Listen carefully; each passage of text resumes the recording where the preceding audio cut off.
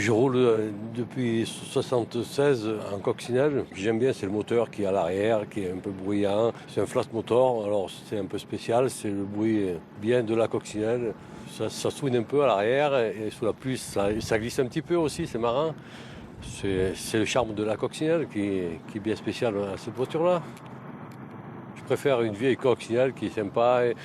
Les années 60 jusqu'à 70, c'était les meilleurs modèles, quoi. Après les années 76 jusqu'à 80, c'était pas la même.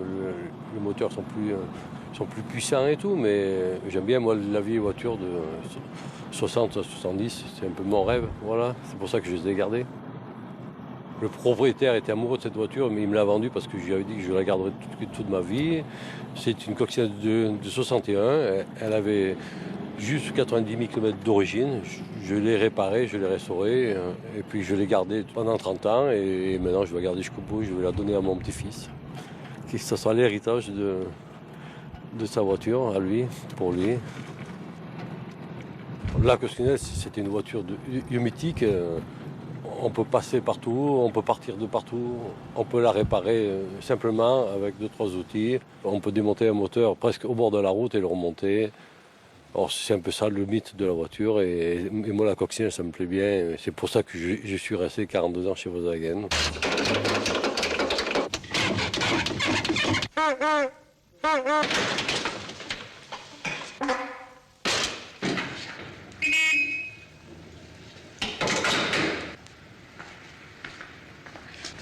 Avec Volkswagen, pas de problème.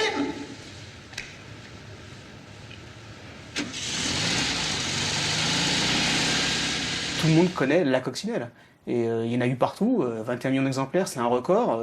Et aujourd'hui, c'est une voiture, je pense que on ne reverra jamais une telle histoire dans l'histoire automobile. C'est pas possible. Et cette histoire commence dès les années 30. À cette époque, la conduite automobile était un passe-temps onéreux et même parfois aventureux.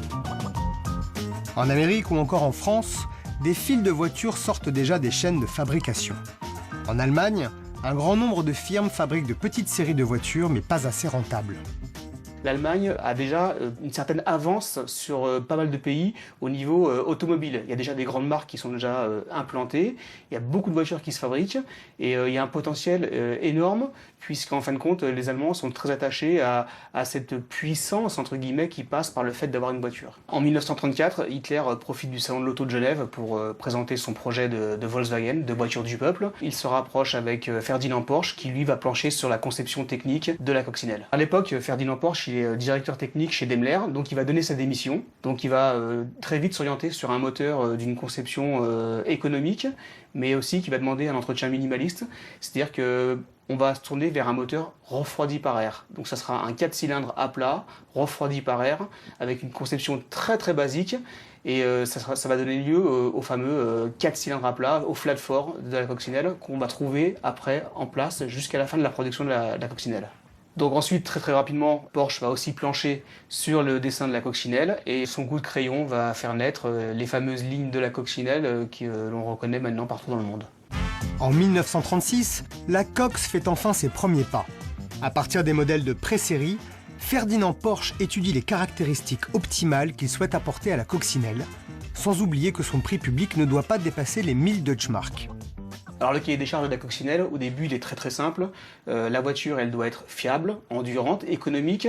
On parle de 5 litres au 100, une vitesse de pointe de 100 km/h maximum, et un poids de la voiture de 600 kg. En plus, il faut que la voiture elle puisse rester dehors, parce qu'on est en Allemagne, les hivers sont assez rudes, et à l'époque, les gens n'ont pas tous de garage, ça n'existe pas. Les gens n'ont pas de voiture, donc ils n'ont pas de garage. Donc les voitures, dans un premier temps, on sait qu'elles vont être garées dehors. Donc il faut vraiment que ce soit une voiture qui puisse être vraiment très résistante et très endurante. Et c'est ce qui va faire que les gens vont adhérer à la coccinelle, c'est qu'ils vont retrouver vite toutes ces caractéristiques dans un modèle qui va répondre à leurs attentes. Les premiers véhicules ne circuleront réellement qu'à des fins de propagande, et un bon nombre de journalistes étrangers conviés à sa présentation seront rapidement conquis par les avantages de la coccinelle. Vierganggetriebe. Compliment. Très confortable. C'est une trouvaille et nous espérons vraiment qu'elle aura grand succès. Hitler, à l'époque, il a des projets assez faramineux. Il veut vraiment que l'Allemagne soit une puissance économique un peu extraordinaire. Il a des projets, il veut développer notamment un réseau autoroutier qui est assez pas mal décalé, parce qu'il veut que les routes servent aussi de pistes pour les avions, enfin il veut faire plein de choses, et il a compris que l'économie de l'Allemagne passera par le relais entre toutes les villes, et par un réseau routier développé, et la possibilité aux gens de pouvoir se déplacer entre toutes les villes. Donc lui, l'idée, c'est simple, il veut que tout le monde puisse avoir accès à l'automobile. Il va pas inventer le crédit, mais il va inventer un système où les gens vont pouvoir acheter tous les mois un petit timbre qu'ils vont coller sur un collecteur, des petites vignettes, et quand ils auront atteint le quota, ils pourront avoir leur voiture. Alors à l'époque, le système de collecte, il est très très simple. Le carnet a une valeur de 1000 marks et chaque timbre acheté, c'est 5 marks. Vous achetez votre voiture, mais vous ne l'avez pas. Vous commencez à la payer, vous achetez vos petits timbres, vous les collez sur votre collecteur, et ça permet d'un côté à l'épargnant, au futur acquéreur, de pouvoir économiser au fur et à mesure, acheter ces petites vignettes et puis espérer un jour avoir la voiture quand il aura mené à terme son carnet. Mais d'un autre côté, ça apporte tout de suite de la liquidité et de l'argent au constructeur qui lui va pouvoir engager le process de fabrication. Sauf que ça va pas se passer comme ça, puisque le système va vite montrer ses limites et que la guerre va arriver, la Seconde Guerre mondiale va arriver, et qu'en fait l'argent qui a été récolté va changer de destination. Il va pas servir à faire des coccinelles, il va servir à faire des véhicules pour l'armée allemande pendant la guerre. Les usines Volkswagen subissent le début de la réquisition et doivent avant tout fabriquer des véhicules amphibies et du matériel de guerre. Le règne national-socialiste sera donc la cause de l'échec provisoire de la voiture du peuple.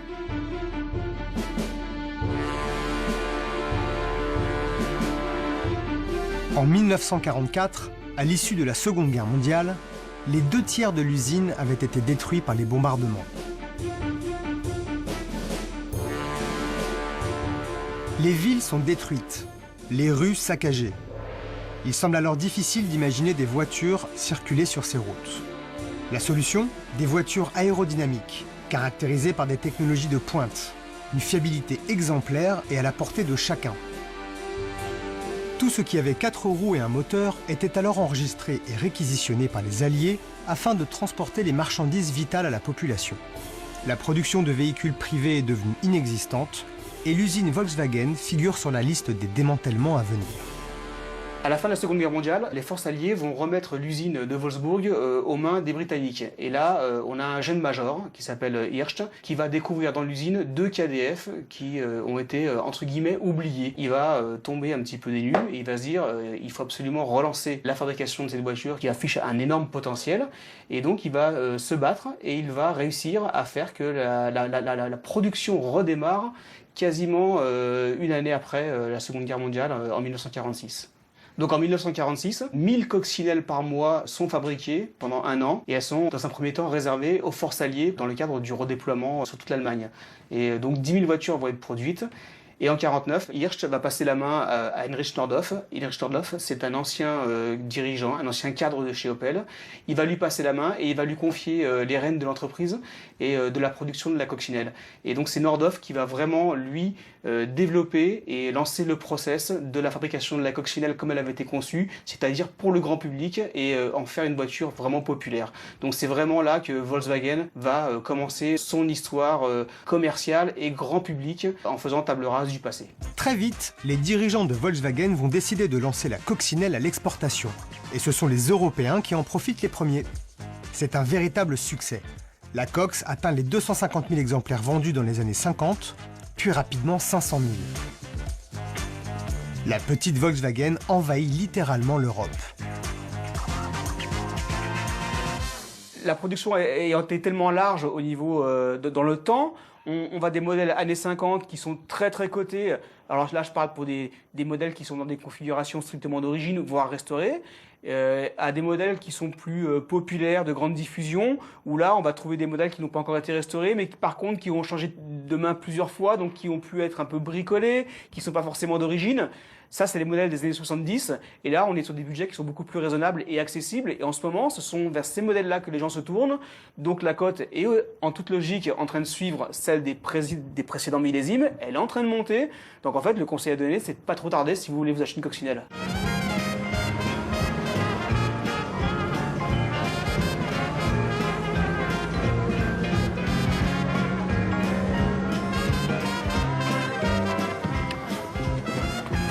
Ça va tout seul. C'est un modèle 13.3 de 78 qui est dans son état d'origine.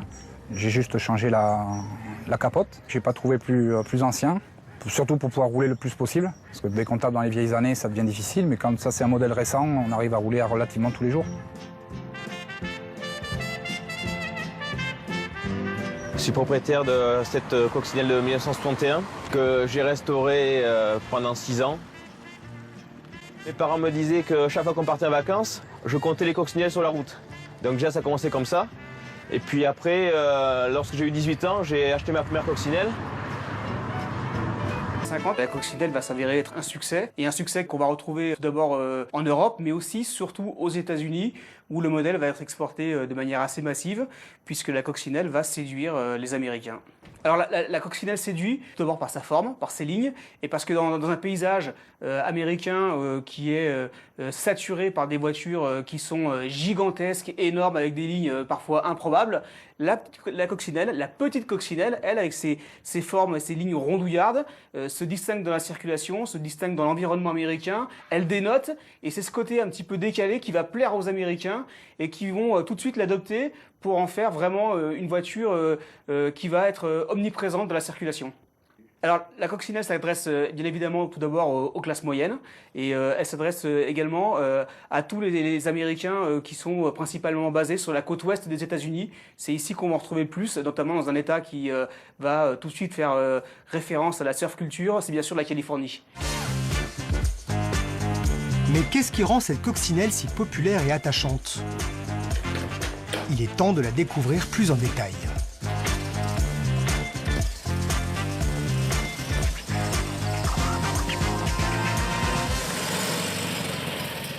Donc là, on est sur un modèle de 1971. Alors, il faut savoir que c'est l'année de production la plus importante de la coccinelle. C'est l'année où il y a le plus de modèles qui sont sortis des chaînes de Wolfsburg. Donc là, on reconnaît vraiment l'identité de la coccinelle, donc qui se caractérise. C'est quasiment commun à tous les modèles. Tout au long de la carrière, on aura toujours ce réservoir arrondi à l'avant, avec ces deux ailes qui sont bien distinctes, avec les phares à l'avant qui forment un petit peu un regard à la voiture. Sur les côtés, donc deux portes à chaque fois. Les vitres arrière, ici modèle équipé de pop-out. Cette configuration-là, donc qui est presque d'origine, couleur orange. Il faut savoir qu'à cette époque, Volkswagen proposait des couleurs assez soutenues, pas mal de pastels, des verts pastels, des bleus ciel, ce très joli orange qui est un peu brique, couleur clémentine. Donc les ailes à l'arrière, on va dire que c'est presque les mêmes ailes à l'avant, ça reprend le concept, c'est-à-dire que ça a été décliné à l'arrière pour avoir un peu une symétrie et une homogénéité, c'est-à-dire qu'on retrouve les deux grandes lignes qui sont à l'avant et à l'arrière, qui commencent et qui partent et qui terminent la voiture de manière à ce qu'on ait quelque chose vraiment de très cohérent et de très rondouillard en fait. Donc sur les coccinelles, ce qu'il faut savoir, c'est que les pare-chocs n'ont jamais été solidaires de la carrosserie. Ils ont toujours été rapportés avec une certaine distance, vous voyez, on le distingue très très bien. Et puis élément clé de la coccinelle, c'est le moteur à l'arrière, voilà. Commun à tous les modèles, ça va être du début de la première coccinelle à la dernière, le moteur sera refroidissement à air et à l'arrière. C'est une propulsion. Ce qu'il faut savoir, c'est que durant toute sa carrière, la coccinelle a eu le même moteur, le Fiat 4 refroidi à air, 4 cylindres à plat, alors décliné en 1200, en 1300, en 1500 et en 1600. Ici, on est sur un moteur 1200 qui a été légèrement préparé, mais il n'a pas été préparé n'importe comment. C'est-à-dire qu'on s'est appuyé sur des pièces qui datent des années 70. En fait, c'est une reconstitution d'une petite préparation de l'époque qui visait à gagner quelques chevaux en plus. Donc, c'était vraiment quelque chose qui se faisait à l'époque, qui était assez courant. Et aujourd'hui, c'est assez recherché. Alors ce qu'il faut voir dans les coccinelles, c'est qu'elles ont toutes quasiment la même configuration et on retrouve toujours ce tableau de bord en métal avec globalement le même dessin à partir des années fin 50. C'est un dessin qui va perdurer dans le temps. Tableau de bord en tôle, solidaire de la caisse, c'est-à-dire que vous ne pouvez pas le changer, vous ne pouvez pas le démonter sans enlever toute la coque de la coccinelle. Au centre, l'autoradio et puis ici la boîte à gants. On l'ouvre et avec une petite tirette, on a accès, hop, au capot à l'avant. Et donc on passe à l'avant et quand on ouvre le coffre, c'est ici que se trouve alors le réservoir, il est là-dessous. Ça aussi, c'est commun à toutes les coccinelles, réservoir à l'avant dans le coffre. Et roue de secours devant.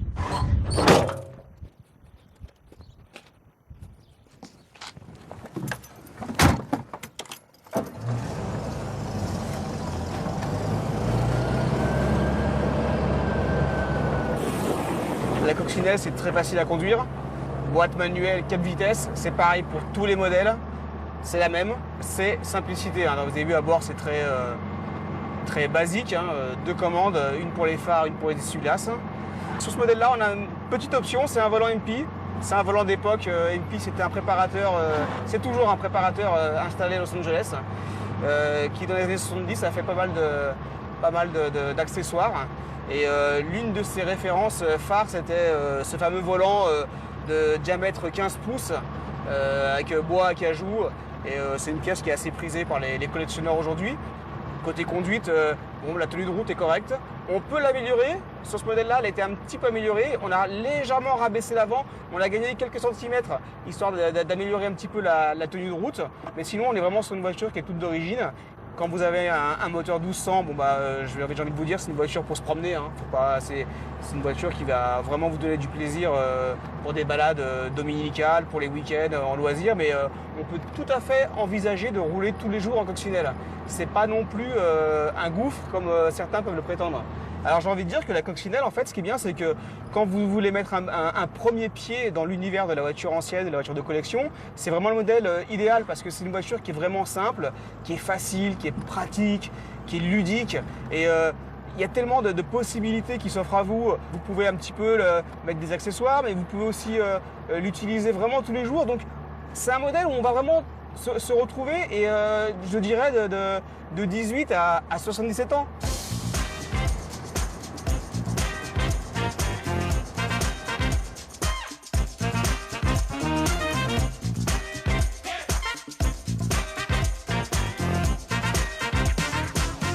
Pour se distinguer, Volkswagen, dès le début, va avoir une stratégie assez agressive au niveau de la communication. Et la marque, déjà à l'époque, elle va se démarquer par des publicités qui sont totalement décalées, que ce soit des publicités visuelles dans la presse écrite, dans la presse papier, ou des publicités à la télévision, ces spots, et des mises en scène qui dénotent avec des mises en scène farfelues. Bref, l'esprit de la coccinelle, il est vraiment à part. Et cet univers à part, elle le doit essentiellement à un homme, Bill Bernbach, un publicitaire américain de génie. Vous imaginez que cette voiture, petite voiture du peuple, allemande, a été lancée après la guerre, aux États-Unis, par un juif new-yorkais, franc-maçon, qui s'appelait Bill Bernbach. Ça, on se croirait vraiment dans un film hollywoodien. Mais c'est une histoire vraie. Et cette histoire vraie a été inventée par Bill Bernbach, qui était le B de la fameuse agence DDB, à qui on doit l'invention de la publicité contemporaine. Pourquoi? Avant Bill Bernbach, on prenait un produit, on le montrait tel qu'il était, on essayait d'être un petit peu intelligent dans les mots, mais on n'avait pas trop de décalage. Il n'y a pas d'humour. On était assez premier degré. C'était de la réclame. Et en fait, on était dans la réclame et Bill Bernbach a inventé la publicité. Il a mis du rêve, il a mis du décalage là où il n'y en avait pas. Quand on lance une voiture comme la coccinelle avec lemon, alors lemon ça veut pas dire citron, ça veut dire tocarde. Il a dit tocarde. Vous vous rendez compte, on montre la voiture, on voit qu'elle est, c'est une tocarde. Et quand on lit, parce qu'il y a une body copy, à l'époque, on avait du temps, il n'y avait pas tous les réseaux sociaux qui nous permettent d'avoir de l'information un peu partout, les gens lisaient les body copies. Aujourd'hui, on ne le lit plus. Les mentions légales, malheureusement, ont tué l'importance du texte dans la publicité. Et quand vous lisez pourquoi c'est une tocarde, parce qu'elle correspond en rien finalement aux critères américains, mais en fait, vous voyez, c'est une prise à équilo très maligne. tout est transformé en positif. Et vous vous rendez compte que cette tocarde, finalement, correspond à une nouvelle vision de l'automobile. Et qu'au final, on se demande si c'est la voiture qui est une tocarde ou plutôt ceux qui estiment qu'elle est une tocarde, qu'ils le sont eux-mêmes.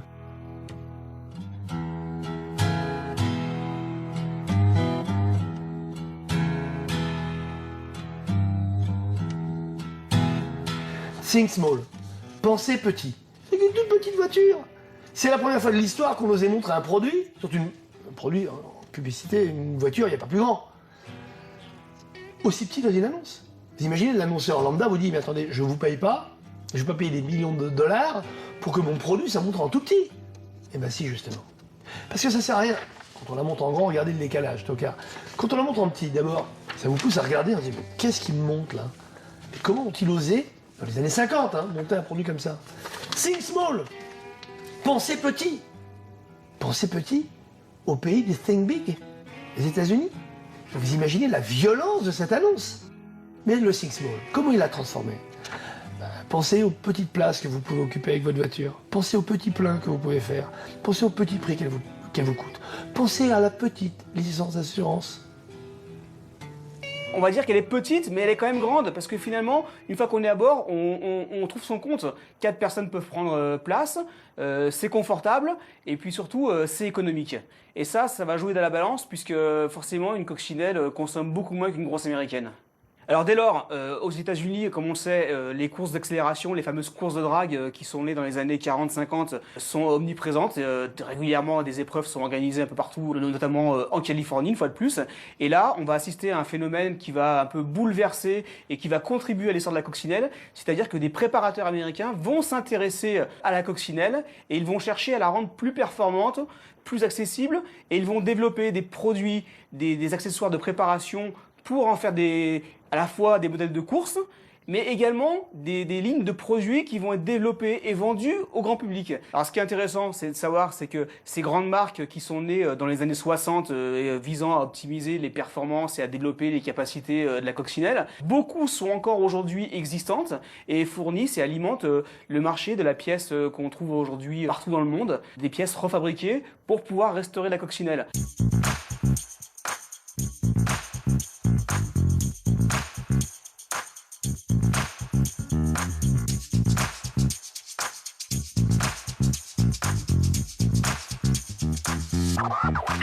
Ici, on est au parc des expositions de Valence, où nous organisons la 31e édition de la bourse VV Air-Cooled. Alors ici, on trouve beaucoup de pièces Volkswagen pour les véhicules propulsés par un 4 cylindres à plat et refroidis à air, la spécificité des Cox Combi 181 Buggy. Alors on trouve beaucoup de coccinelles, des pièces spécifiques au niveau du moteur, des éléments de carrosserie. Là, vous avez une gamme de coccinelles. Ce modèle-là, 1967, produit par Volkswagen, bien sûr, 4 cylindres à plat. La 62 qui est à côté, et vous avez une 54, une ovale. Alors la différence avec les voitures, c'est que là, vous avez une ovale, la vitre arrière est ovale, qui est caractéristique à ce véhicule. Et le capot arrière, long, en queue de pie. Le moteur 4 cylindres à plat est très simple, il ne faut pas être un génie de la mécanique pour le régler. Et donc rarement ça tombe en panne, pas d'électronique, rien du tout, donc ça va très vite. On peut facilement le réparer. Contrairement à maintenant où quand vous allez dans un garage et vous allez arriver avec une voiture comme ça, les gens vous regardent avec des yeux interloqués en disant mais nous on ne sait pas régler un carbu, on ne sait pas régler un allumage, parce que maintenant l'allumage c'est électronique, c'est une injection et tout. Là ici vous pouvez, le bon bricoleur, le bon passionné, le propriétaire qui prend soin de sa voiture peut la régler de A à Z tout seul. Et donc ici à la bourse vous trouvez 95% des pièces pour votre coccinelle. Vous pouvez même la refabriquer, qu'on trouve de tout. Là vous avez un stand particulier, donc on trouve un capot arrière de Cox, un filtre à air pour les carbus, un intérieur, un ciel de toit pour une coccinelle, des jantes chromées style 356, une pipe d'admission pour un 1200, une vieille dynamo, un ensemble, un disque de frein, des tambours. En fait, compte, ici, vous trouvez toutes les pièces pour refaire de A à Z une Cox ou un combi ou autre. On ne va pas se leurrer, maintenant les pièces, c'est refabriqué, c'est de la refabrication. Malheureusement, ça vient encore des pays du soleil levant. et on ne retrouve pas la qualité qu'on avait à l'époque quand c'était fait en Europe. Alors voilà, le truc c'est de trouver la pièce nose, vraiment la pièce d'origine, ou alors une pièce usagée que certains peuvent remettre au goût du jour pour réutiliser. Pour vous donner un ordre d'idée, en fin de compte, voilà, on trouve de la pièce d'origine avec l'estampille Volkswagen. Et là, vous êtes sûr que donc, les gens, ces allumeurs sont reconditionnés de A à Z. Et maintenant, on assiste à un revirement, on va dire, d'esprit. Les gens préfèrent acheter de l'ancien remis à neuf que du neuf fabriqué en reproduction. La qualité de fabrication est vraiment, c'est le jour et la nuit. Et comme on va pas renier une célèbre slogan Dutch Qualitat, ça veut tout dire. Je vous ai emmené sur un stand où la personne, un professionnel, refait à neuf des vieux allumeurs, des vieux carbus. Et au moins, on repart sur une base saine. Mon père a toujours eu une garage Volkswagen, donc en fait, oui, je sais, je suis né avec mes 2 pieds dedans. Et j'ai continué dans les vieilles voitures, en fait, les vieilles coques, les bus. On restaure les vieilles pièces parce que les pièces qui viennent de Chine et tout ça ne fonctionnent pas. Ils sont un peu moins chers, mais bon, le client ne sait rien en faire. Tous les carburateurs sont en fait démontés, nettoyés, ils sont rebagués. Et après, ils tournent sur un moteur chez nous. Comme ça, je suis certain que le client a un bon produit et qu'il en vaut parti pour 100 000 km au moins. Sur le moteur de coccinelle type 1, donc, on rectifie les carters, on fait des lignes d'arbre, on fait des inserts, on fait des assemblages, des montages à blanc, des vilebrequins. On travaille sur le moteur de Volkswagen de combi ou de coccinelle, comme Volkswagen pouvait le sortir en neuf, sauf que nous, on retravaille sur les moteurs qui ont 40 ans, 45 ans. Donc on rectifie le maximum de pièces d'origine Volkswagen pour garder la fiabilité. Alors là, vous avez une coccinelle devant. Alors, la coccinelle transformée en Baja. En fait, quand on retrouve la coque de la coccinelle, un avant tout en polyester. L'avant de la coccinelle est coupé et remplacé par une pièce en polyester. Vous avez des ailes arrière en polyester et un équipement spécifique avec un arceau, 2 baquets, frein à main hydraulique. Là, c'est l'engin idéal pour faire du tout-terrain dans les chemins ou voire même carrément dans le désert. D'origine, vous avez la coque. Bien sûr, vous avez le moteur, mais tout a été changé, tout a été renforcé, préparé. Vous voyez, la personne qui a une coque et qui veut changer, à la base d'un châssis commun, il peut, avec la coque, transformer et passer d'une coque normale à un tout-terrain ou voire autre. Voire un buggy après en mettant une coque en polyester. Il y a vraiment divers types, toujours à la base du châssis VV et du moteur air-cooled Volkswagen. Voilà, donc en fait, quand vous avez une coccinelle, vous voulez rouler, qu'est-ce qu'il faut pour rouler, à part la voiture, le moteur, l'essence? Il vous faut la clé pour démarrer. Et donc là, on a affaire à un spécialiste de la reproduction qui vous taille les clés sur mesure, en fait compte. Donc Greg, avec sa machine infernale, vous amenez vos barilets et il vous refait tout de A à Z avec la même clé. Donc on part d'une clé toute simple, qui n'est pas très jolie. Et en fait, après, on peut faire une copie avec un sigle Volkswagen. Si tu as perdu ta clé, à ce moment-là, je démonte la serrure, je refais dent par dent, je repère les petits pistons là, je refais dent par dent, je taille la clé, et on arrive à avoir quelque chose de tout lisse et qui fonctionne. Voilà. On part d'une base plate, comme là. Là, je vais faire l'autre côté maintenant. Tout ce qui dépasse, on lime. Et comme ça, on refait une clé nickel sur serrure. On passe à la lime. Alors, on met en machine, manuel. On se met en pression. Et après, on taille. Voilà. Et après, on teste. Voilà, vous avez tout.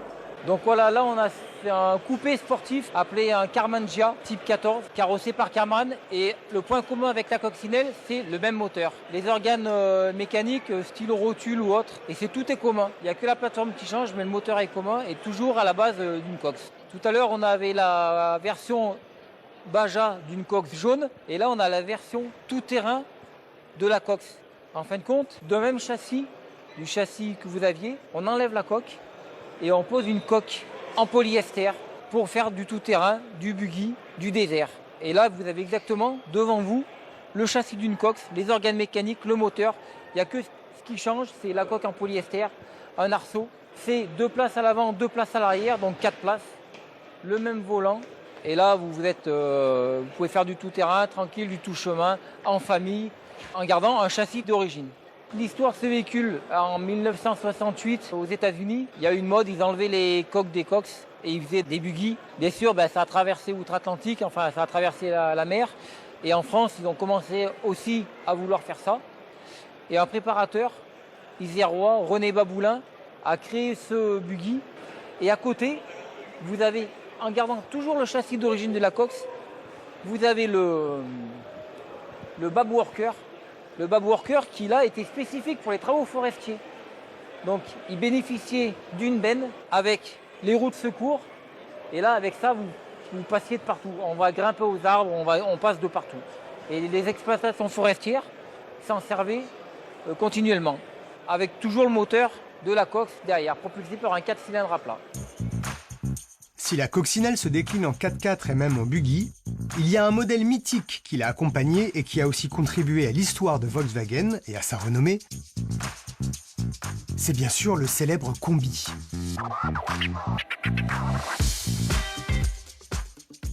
Alors le Combi, il faut attendre le début des années 50 pour voir les premiers modèles apparaître.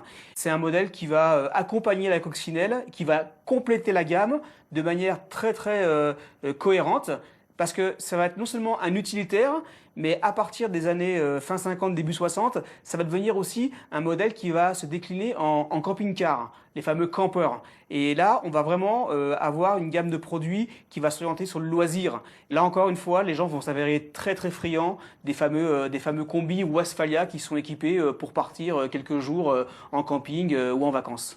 Côté production, la coccinelle va très vite s'affirmer dans le marché automobile. 1955, on franchit le 1 000 000e exemplaire qui est vendu, qui est produit. On célèbre ça en grande pompe à Wolfsburg, bien évidemment. Et puis l'histoire va se répéter. Très vite, 1960, on passe le cap des 5 millions.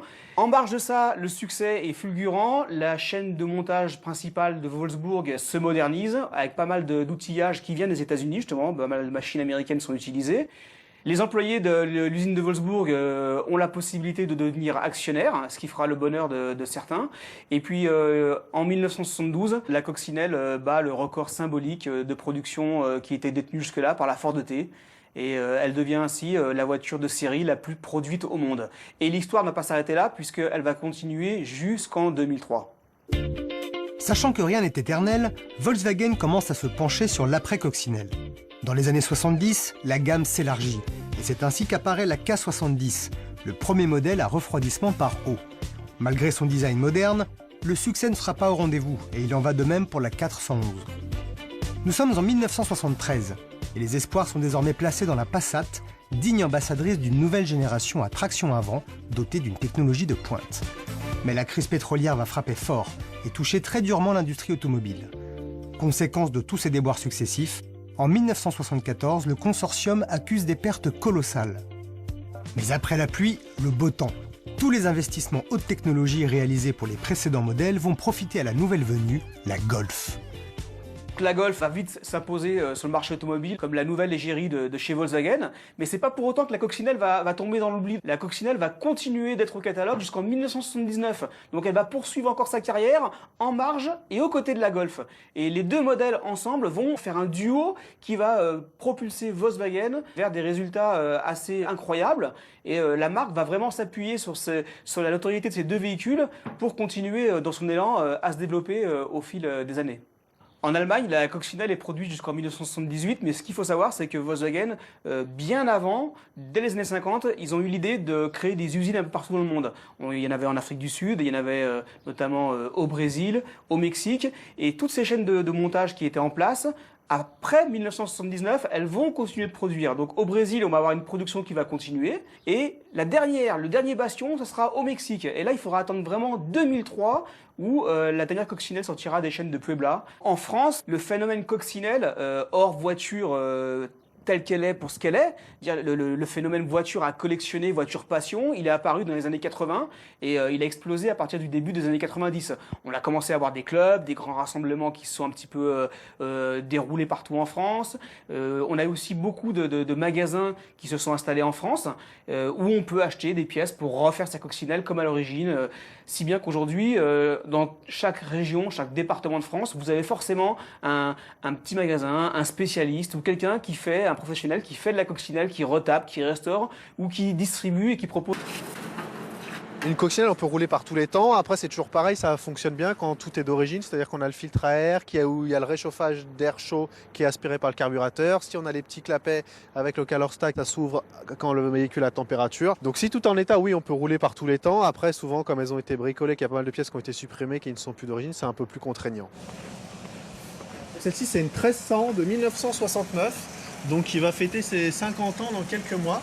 Et en fait, c'est une dame qui a décidé de la remettre en route également pour ses 50 ans.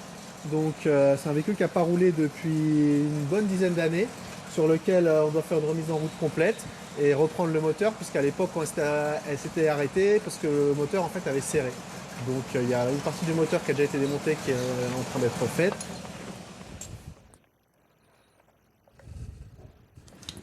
Pour moi, la coccinelle, c'est une passion que j'ai commencé à l'âge de 15 ans à bricoler sur une vieille 1303 que mon frère avait.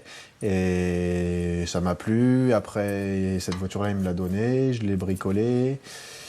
Il en a racheté une autre, je lui ai bricolé. Et de fil en aiguille, j'ai commencé comme ça. Et puis voilà, à force d'en faire, j'ai des copains qui en ont acheté ou des voisins qu'on avait, que je leur ai réparé ou remis en état. Et au fur et à mesure... ça m'a plu de plus en plus jusqu'à un jour décider de monter un garage dédié à la Volkswagen. Aujourd'hui, c'est un véhicule de collection, mais qui coûte pas... Au moins, à l'époque, il coûtait pas excessivement cher. Mais voilà, il y a toujours ce sentiment qu'on roule avec, que les gens sont sympas. Si on est en panne, les gens s'arrêtent. Ils viennent discuter facilement. Et voilà, ça dégage une image, on va dire, sympathique. Et c'est ça que je trouve agréable. Peut-être c'est dû à sa forme arrondie qui fait que ouais, ça lui donne une bonne bouille qui est, voilà, c'est pas agressif, tout est à l'époque et puis tout est minimaliste, c'est-à-dire que là-dedans il n'y a pas de direction assistée, il n'y a pas de vitre électrique, voilà, tout est simplifié au maximum pour que ce soit le plus fonctionnel possible. Mais voilà, comme quoi aujourd'hui ça a passé les années et que ça plaît toujours et que moi j'ai toujours plaisir à rouler dans une coccinelle. En parlant de coccinelle, à côté j'ai un petit truc sympa, c'est un projet d'un client donc qu'on a acheté, qui a été importé de l'étranger. Et en fait, il cherchait une coccinelle comme celle qui était dans le film Walt Disney pour la refaire à l'identique du film.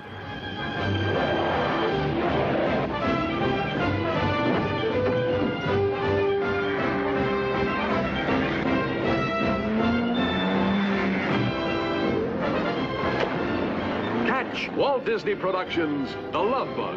Donc c'est une coccinelle qui n'a pas roulé pendant quelques années. C'est un modèle de 1963 avec le toit découvrable, donc c'est une petite toile qu'on déplie.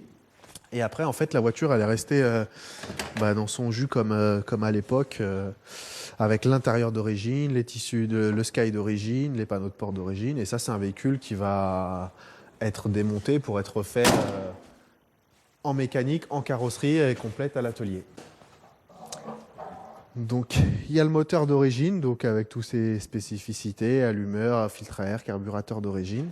Et un autre élément qui est assez sympa sur ce véhicule, dans la boîte à gants, ce qu'on a trouvé, c'est assez sympa puisqu'en fait, on a trouvé le carnet d'entretien d'origine livré avec le véhicule, avec les numéros de série, les spécificités.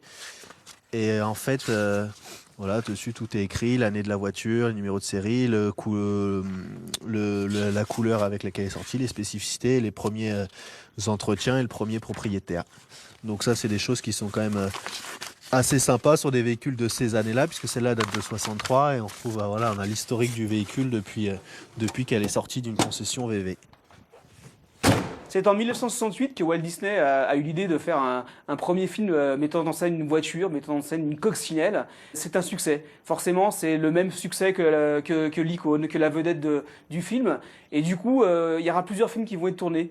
Donc, Un amour de coccinelle, La coccinelle à Monte-Carlo et La coccinelle à Mexico.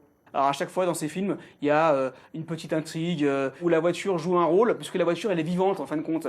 Elle a des yeux, elle bouge, son capot s'agite, et c'est vraiment l'héroïne du film. Et elle est entourée d'acteurs qui ont des rôles un petit peu burlesques. Et bon, c'est une comédie pour les jeunes, mais c'est un film qui va rencontrer un vrai succès. Les trois films vont rencontrer un vrai succès et vont contribuer aussi auprès des fans de la coccinelle à renforcer l'image de la voiture. Symbole de robustesse, de résistance absolue et par tous les temps, de jour comme de nuit, la coccinelle est sans doute l'antithèse de l'obsolescence programmée. Elle incarne un temps où l'audace avait encore sa place. C'est pourquoi, en 1998, Volkswagen propose un voyage dans le temps en relançant la coccinelle, nom de code New Beetle.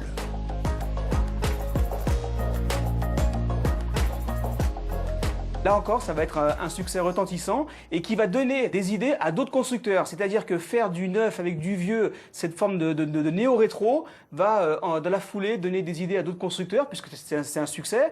Et c'est comme ça qu'on va voir apparaître d'autres modèles comme la Fiat 500 ou par exemple la Mini. En fait, avec la New Beetle, Volkswagen a voulu faire un petit peu un clin d'œil à son passé, au modèle historique qui a contribué à son succès, parce que on peut le dire, mais sans la coccinelle, Volkswagen ne serait pas le constructeur numéro 1 au monde qu'il est aujourd'hui. Donc forcément, ils ont voulu, je pense, faire un hommage, un clin d'œil à leur passé, et je pense que c'était quelque chose de légitime.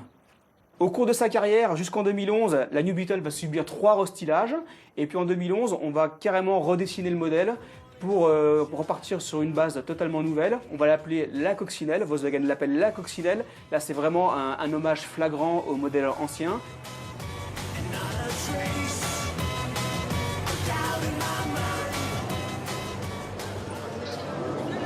On a eu la version précédente qui s'appelait New Beetle, qui était, on va dire, une interprétation moderne de la coccinelle. Là, avec cette voiture, on a voulu vraiment prouver la filiation avec l'ancêtre, avec la voiture réellement mythique. Donc on l'a réappelée coccinelle, pour bien prouver que c'est une coccinelle. Alors en ligne générale, on la reconnaît, c'est sûr. On a tout d'abord, donc bien sûr, les phares ronds, typiques de la coccinelle. On ne pouvait pas enlever les phares ronds de la coccinelle. On a aussi la face avant avec un léger sourire qui rappelle la coccinelle du début. On a aussi ces ailes vraiment rebondies typiques. Bien sûr, l'arrière rebondit avec des hanches proéminentes, typiques coccinelle. Alors ici, elle est présentée dans une série spéciale couture, donc vraiment exclusive. Mais si vous choisissez un niveau de finition vintage, qui est notre cœur de gamme, vous allez retrouver ces applications décoratives de la couleur de la carrosserie. Donc ça va faire tout le pourtour de l'habitacle. Si vous prenez une voiture jaune, tout l'intérieur sera jaune. Idem pour le rouge, idem pour le noir, idem pour le blanc. Donc vraiment, ça va égayer l'habitacle. Et là encore, c'est un clin d'œil à la première, qui avait elle aussi ses applications décoratives couleur carrosserie. Autre chose qu'on va retrouver, c'est cette boîte à gants. Alors, elle ne sert qu'à mettre les gants ou les lunettes de soleil. Bien sûr, on a une autre boîte à gants plus grande dessous. Mais ça aussi, c'est un clin d'œil. Les premières coccinelles avaient cette boîte. Aujourd'hui, la coccinelle, c'est un art de vivre. Quand on monte à bord d'une coccinelle, on commence à voyager déjà. On voyage dans le temps. C'est un retour dans le passé. C'est la nostalgie, c'est les années vintage, c'est toutes ces années qui étaient un peu folles. Et quand on roule en coccinelle, quand on est passionné de coccinelle et qu'on commence à prendre goût à cette voiture, à s'y intéresser, on comprend vite que son originalité, ses formes, ses lignes et sa façon qu'elle a à être utilisée, qui dénote forcément par rapport à d'autres voitures, et bien en fait c'est ce qui fait son charme. Elle a même inspiré des artistes de tous les pays. Voici par exemple la Beetlesphere, œuvre de l'Indonésien Ishwan Noor, ou encore une coccinelle en trompe-l'œil donnant l'impression de plonger dans un sol de lait, signée de l'artiste mexicain Ewan Puig.